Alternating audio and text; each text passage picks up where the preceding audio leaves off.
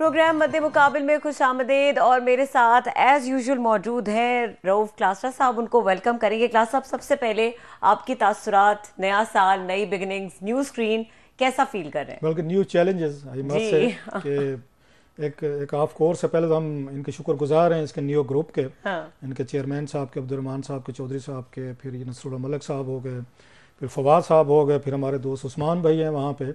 तो ऑलरेडी सारे कामरेड ही हैं, दोस्त ही हैं, एक ही प्रोफेशन में इकट्ठे रहे हैं। उनकी मेहरबानी कि उन्होंने ये हमारे पे ट्रस्ट किया है और इस प्राइम टाइम इसके लिए शो के लिए लेकर आए हैं। एंड सो अगेन उनको भी हमसे तवक्कुआत होंगी और हम भी कोशिश करेंगे कि तवक्कुआत पे पूरा उतरने की कोशिश उसमें कीजिए। और स्पेशली हमारे जो व्यूअर्स हैं तो उनकी मेरा ख्याल है हमने हमेशा से एक अपनी इंटेग्रिटी और अपना एक फेयर और इंडिपेंडेंट कहें न्यूट्रल जर्नलिज्म भी है उसको बरकरार रखें। आप भी कोशिश करेंगे सबकी बात करें। और मेरा ख्याल आपसे बेहतर कौन जानता है कि पिछले 3 साल से आप हमारे साथ हैं कि हमने कभी किसी के साथ ना कोई रियायत की है, ना कभी कोई जाके एक होता ना ज़ाती तौर पर किसी को कोई हिट करना या खुदा ना खासा, कोई जानिबदारी नहीं, मेरा नहीं ख्याल। और हमारे व्यूअर्स आर द बेस्ट इस पे।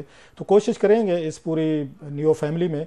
और बड़ा अच्छा मतलब है यहाँ पे एनवायरनमेंट है और बड़ा एक अच्छा लग रहा है। ऑफ कोर्स आप जब उस नए चैनल पे जाते हैं तो वो एक थोड़े से आपको फियर्स होते हैं कि आपने, जैसे मैंने कहा कि लोग आपसे तवक्को रख कर बैठे होते हैं कि पहले से बेहतर आप परफॉर्म करेंगे। इंशाल्लाह we have a best team. आप सब लोग जो हैं हमारी टीम के बड़े मैच्योर, समझदार और काम करने वाले हैं।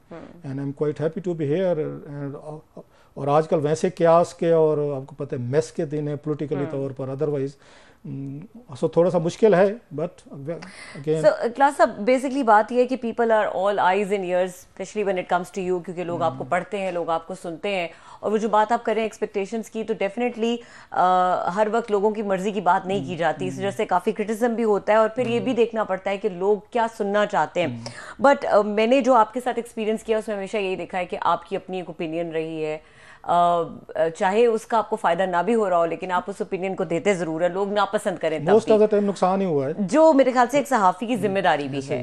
प्रोग्राम की तरफ आते हैं, क्योंकि नया प्रोग्राम है। नाज़रीन को भी हम नया साल मुबारकबाद देंगे नए साल की जी। और हमारे साथ मौजूद हैं जो आपने सियासी मामलात की बात की। मैं पहले बता दूं कि आज हम किन टॉपिक्स के ऊपर बात करेंगे और फिर हम अपने गेस्ट को भी इंट्रोड्यूस कराएंगे। सबसे पहले हम बात करेंगे जी, प्रोग्राम में सर्द मौसम में सियासत ने माहौल गरमा दिया। पीटीआई को बड़ा धचका, अहम क़यादत इंतखाबी अमल से आउट।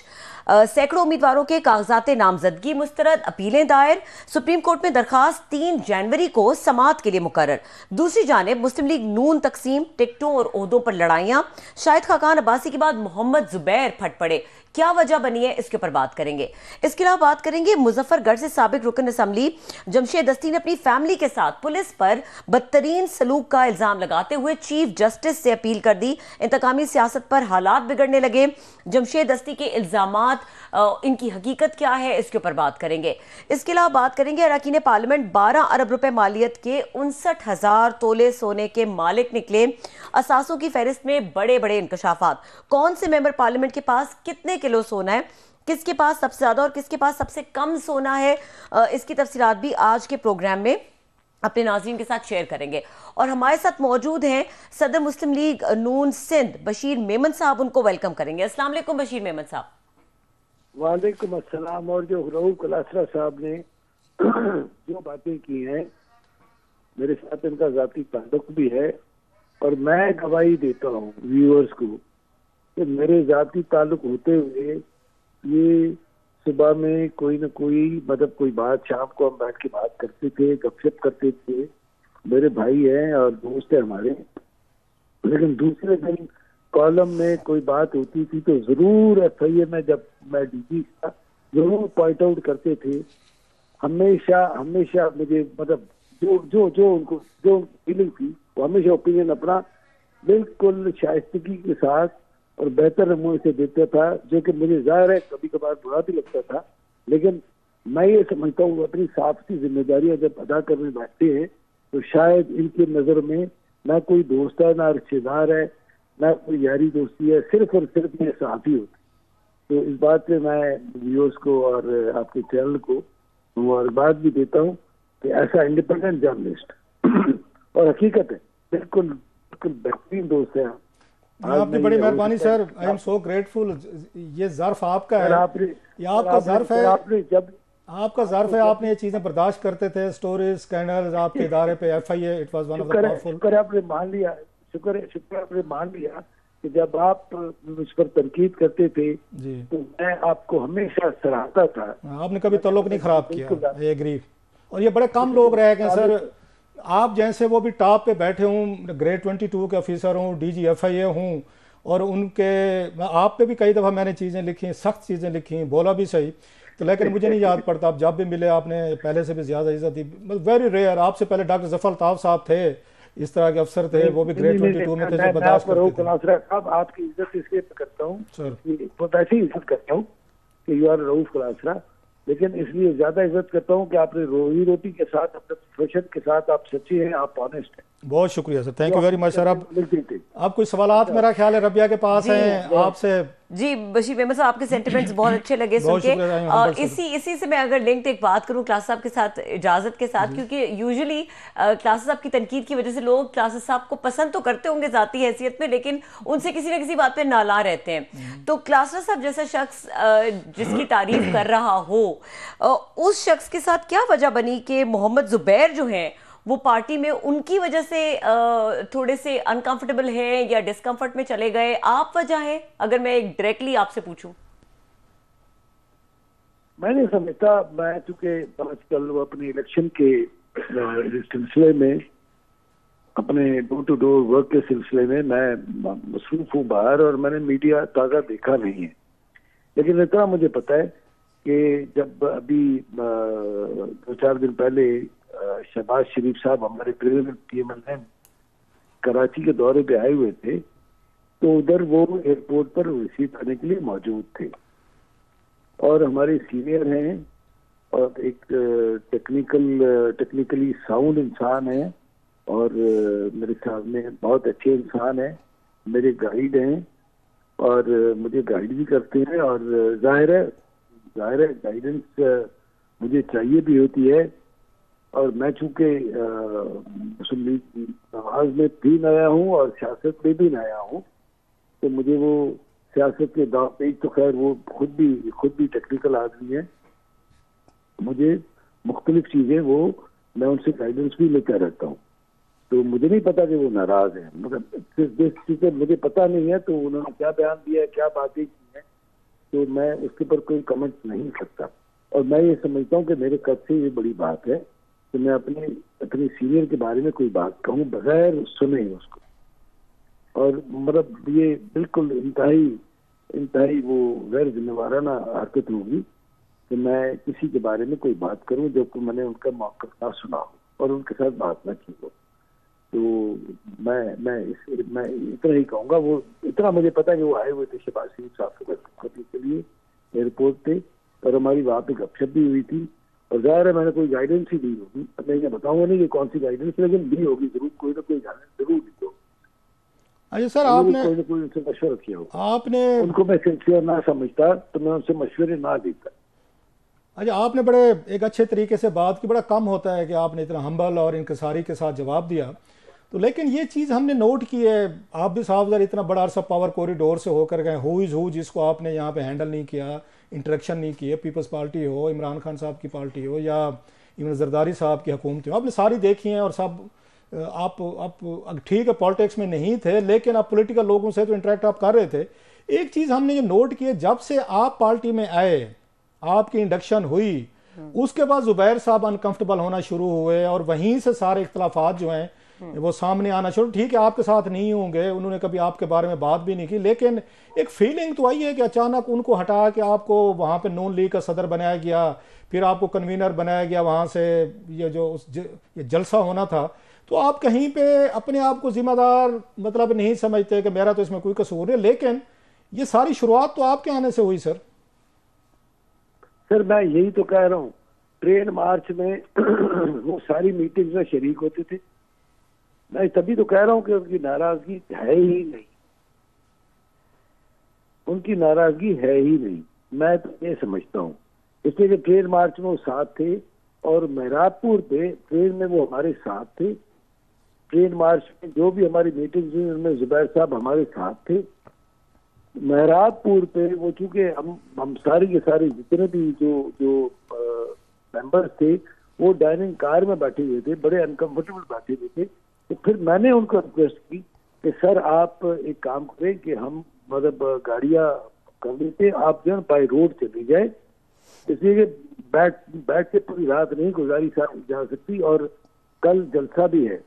तो जाहिर है जलसे में भी शिरकत करनी है, तो जाहिर है वो मतलब जितने भी लोग थे फिर हम दो या तीन लोग रह गए जो कि वहां पे बैठ सकते थे आराम से। तो वो तो हमारे साथ थे, फिर वो जलसे में भी थे, जलसे में भी स्टेज पे थे।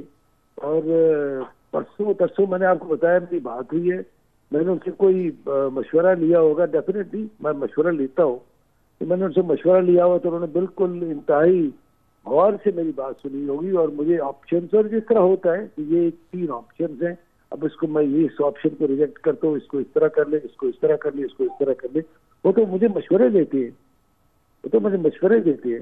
जिस तरह होता है कई चीजें आजकल चल रही होती है जो कि मतलब पार्टी के डिसिप्लिन की वजह से पता बाहर नहीं कर सकता, तो इस तरह वो करते होते हैं। मेमन साहब इसको एक और एंगल से देख लेते हैं। आखिर आपके अंदर क्या ऐसी चीज़ देखी नवाज लीग ने, नवाज शरीफ साहब ने, मरियम नवाज साहबा ने, शहबाज शरीफ साहब, डार साहब, कि आपके जो ही रिटायरमेंट के 2 साल पूरे हुए DGFA के रिटायरमेंट के, आपने उनको ज्वाइन कर लिया, मुलाकात हुई नवाज शरीफ साहब से और फौरी तौर पर उन्होंने आपको नवाज लीग का वहाँ सिंध में, ये बहुत बड़ा मतलब ओहदा है वहाँ पे अगर देखा जाए, एक पार्टी जो पावर में आने वाली है, जिनके बारे में कहा जा रहा है कि चौथी दफ़ा भी हुकूमत में आने वाले हैं, आखिर उन्होंने आप में क्या देखा है ऐसा, क्या ऐसी चीज़ थी जो उनको मुतासर कर गई है? बहुत सारे लोग तो ये इल्ज़ाम लगाते हैं जनाब, क्योंकि जब आप DG FIA थे तो खान साहब जब आपको कह रहे थे कि बहुत सारे लोगों को, लीडरों के नाम थे, ख्वाजा आसिफ थे, शहबाज शरीफ साहब, दीगर लोग के पर्चे करें, मुकदमे करें, सिडिशन केसेस करें, तो आपने क्योंकि नहीं किए थे, आप डट गए थे। सो वो भी एक उसकी वजह बनी है नवाज शरीफ साहब के लिए कि उन्होंने कहा जनाब बंदा जो है ये बड़ा ज़बरदस्त आदमी, अपना ही बंदा है, और आपको तो मियाँ साहब तो हमेशा कहते हैं बंदा अपना होना चाहिए, तो उन्होंने अपना ही बंदा समझा हुआ था आपको DG FIA के तौर पर, क्योंकि आपकी अपॉइंटमेंट जो है वो भी तो उन्होंने नवाज शरीफ साहब के दौर में हुई थी। सर बिल्कुल, आपका बिल्कुल जायज सवाल है। 1 साल मैंने नौकरी की PMLN के दौर में, जब शाहिद खाकन अब्बासी साहब प्राइम मिनिस्टर थे। उसके बाद 1.5 साल मैंने नौकरी की जब इमरान खान साहब प्राइम मिनिस्टर थे, जिस दौरान में वो मेरे मिनिस्टर इंटीरियर भी रहे थे। और आप अगर पुराने वीडियो क्लिप उठा करके देख लें तो शुरू में इमरान खान साहब मेरी सेमिनार में तारीफ भी किया करते थे नाम लेकर। तो शुरू में तो मैं फेर था नहीं, आपकी किन बातों पे खान साहब तारीफ करते थे सर? कुछ तालियां बजवाते थे? मैंने आपको वही केसेस बनाते थे। इख्तलाफात नहीं से शुरू हुए, इख्तलाफात नहीं शुरू हुए। मैं ये कहूँगा कि मैंने उनको समझाने की कोशिश की कि ये फॉर एग्जाम्पल मरियम नवाज साहिबा, नवाज शरीफ साहब, शहबाज शरीफ साहब, अच्छा, और चीफ जस्टिस आजकल ऑनरेबल चीफ जस्टिस काजी फाइज ईसा साहब वाला रेफरेंस, ख्वाजा आसिफ केस, फिर ये मतलब जितने भी नाम है, पीपल्स पार्टी के भी उसमें कही है, पीपल्स पार्टी के भी उसमें कही है, पीपल्स पार्टी के भी बहुत सारे लोग हैं। पीपल्स पार्टी के खुर्शीद शाह साहब थे, खुर्शीद शाह साहब का ऐसा वो असद यार वली साहब, पर एक तो नहीं है ना, एक तो नहीं है कि मैं कह दूं कि सिर्फ और सिर्फ वो उसके थे। तो पीपल्स पार्टी के रफीका शाह साहब थे, और वो जो हमारे कुकर साहब है जो सेनेटर थे इस्लामाबाद से पीपल्स पार्टी की, उनका नाम भी था। मैंने उधर भी इनकार किया कि ये झूठे केस है, मैं नहीं कर सकता, आई एम सो सॉरी, बुझार है, मैं नहीं कर सकता। तो मतलब उसमें अब मेरा जो है वो मेरा हमेशा से ये मौक़िफ़ रहा कि आप झूठ की बात नहीं कर सकते। मैं आपको बताता हूँ, शहबाज शरीफ साहब का जो मनी लॉन्ड्रिंग वाला केस था, वो मनी लॉन्ड्रिंग वाला जो केस था वो मैंने इनकार किया था, और फिर उन्होंने भेजा था NCO को, यूके को, नेशनल क्राइम एजेंसी यूके को भेजा था, जिन्होंने के सर्टिफिकेट दे दिया कि ये बिल्कुल झूठा केस है। जो केसेस मैंने नहीं किए थे वो अब अक्रूटल हो रहे हैं हाई कोर्ट से। जो केसेस मैं कहता था झूठे हैं वो आज अब अक्रूटल हो रहे हैं कोर्टों से। नवाज शरीफ साहब को उसमें रिलीफ मिल रहा है, सब केसेस, वही केसेस में मरियम नवाज साहबा को रिलीफ मिल रहा है। मैं उस वक्त भी कहता था कि ये झूठे केसेस हैं, वो कहते थे फिलहाल तो कर दो। अब ये मुझे बताएं कि आर्टिकल 6 किसी के ऊपर लग सकता है इस बात पे? आर्टिकल 6 के वो दुबई में किसी कंपनी में नौकरी करते रहे और वो मिनिस्टर थे, फॉरेन मिनिस्टर थे या डिफेंस मिनिस्टर थे। अच्छा, इस बात पे टेररिज्म हो सकता है कि मरीम नवाज साहबा ने एक प्रेस कॉन्फ्रेंस की थी जिसमें उन्होंने कि जी टेररिज्म का केस पर्चा बनता है। इस बात पे टेररिज्म लगता था कि अगर फर्स्ट लेडी की तस्वीर आ गई सोशल मीडिया पे तो टेररिज्म का पर्चा बनाओ। अच्छा, इस बात पे अब बाद में काजी फाइज ईसा साहब तो सुप्रीम कोर्ट से ही मतलब वो हो गए, सुप्रीम कोर्ट ने ही उनको वो कर दिया और आजकल वो ऑनरेबल चीफ जस्टिस है पाकिस्तान के। मुझे बताया ये कौन सा ऐसा सच्चा केस था जो मैंने नहीं बनाया। मैंने तो केसेस तो पीपल्स पार्टी के खिलाफ ही नहीं बनाए, 3 उनके थे, एक एएनपी का नहीं बनाया। तो इसका मकसद है कि मुझे एएनपी को भी सदारत देनी चाहिए थी, पीपल्स पार्टी की सदारत मुझे देनी थी।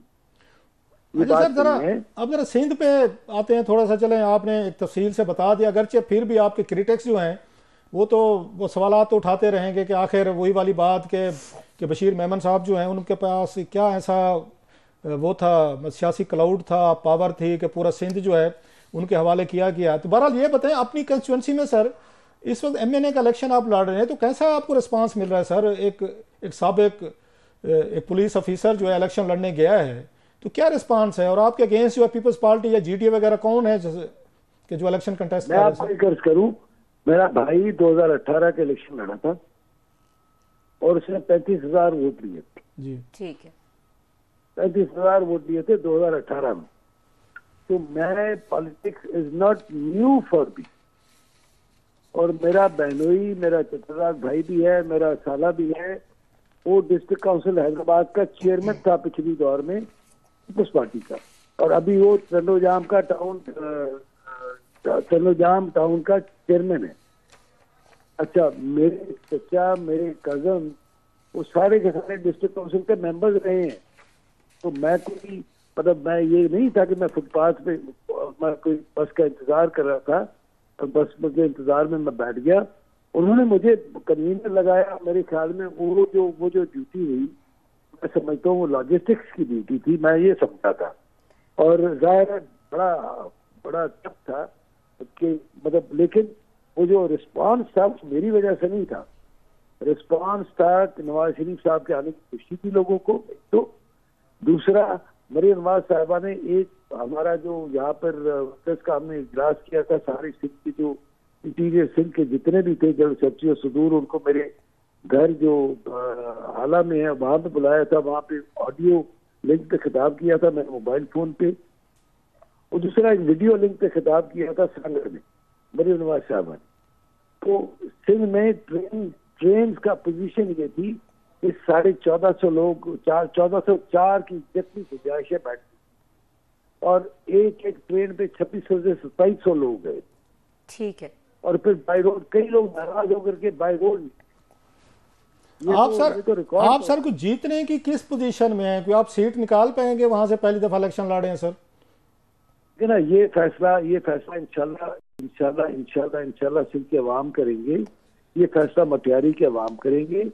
मैं जहाँ पर भी जा रहा हूँ मुझे बड़ा अच्छा रिस्पांस मिल रहा है। मैं आपको सही बता रहा हूँ, मुझे बड़ा अच्छा रिस्पांस मिल रहा है। अल्लाह ताला का बहुत ज्यादा करम है। एक सर बात बताएं, लास्टली एक बात बताएं कि आप जब यहाँ पे आज़ाद कश्मीर के अगर फर्स्ट टाइम जाके आप आईजी लगे थे, फिर DGFIA लगे थे, उस वक्त ज्यादा आपको खुशी या पावर महसूस हुई थी, या अब आप एक MNA के इलेक्शन के लिए वोट मांगने गए हैं लोगों के पास, अब आपको अच्छा लग रहा है? तो मतलब कौन सी फेज अच्छी थी सर? एक पावर के साथ गए थे वहां पे, यही आवाम आपके पास आती थी, हाथ जोड़े हुए आती थी कि सही हमारा मेहरबानी फरमाए, इंसाफ करें। अब आप मतलब सिंधी स्टाइल में जो इनकसारी का स्टाइल है, अब आप हाथ जोड़े आवाम के पास गए हुए वोट मांगने के लिए, हो मतलब कैसा फील होता है सर?